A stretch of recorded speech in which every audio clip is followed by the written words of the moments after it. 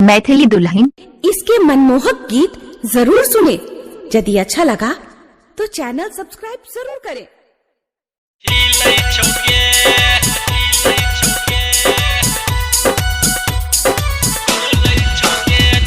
DJ सत्यम मदना बाजार।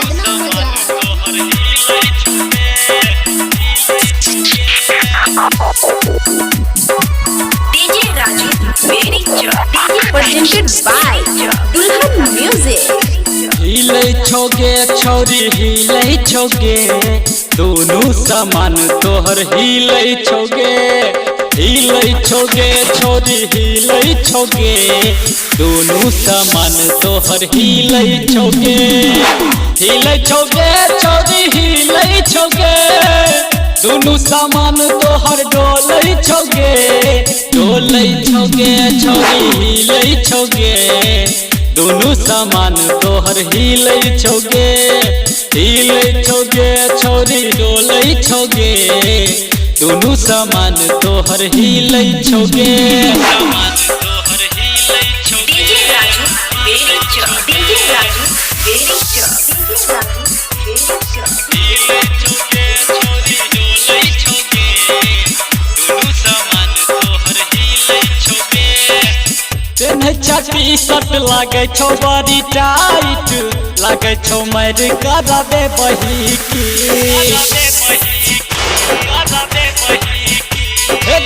तेने छाती सट लागे छो बड़ी टाइट लागे छ मर करा दे बही की बोले छोगे छोरी बोले छोगे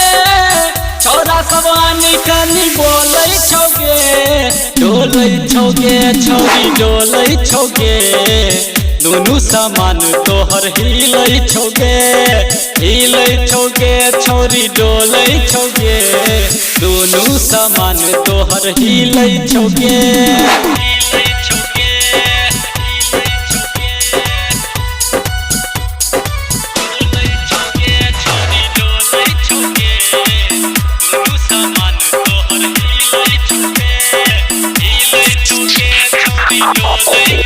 डीजे राजू वेरी चो गुडुआ के छोरी दीवाना बने ले प्यार में वो कदा फंसे लगे